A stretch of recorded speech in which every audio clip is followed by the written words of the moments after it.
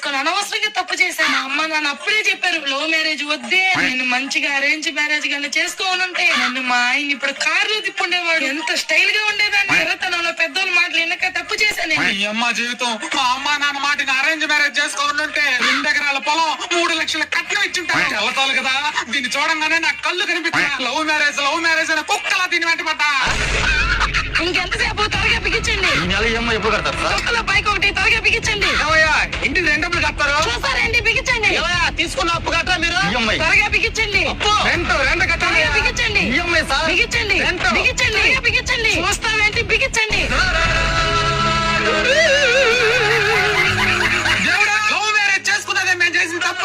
ఉండే కష్టాలన్నీ మాకే ఇస్తాం. మమ్మల్ని కొంచెమైనా బాగుపరచయ్యా.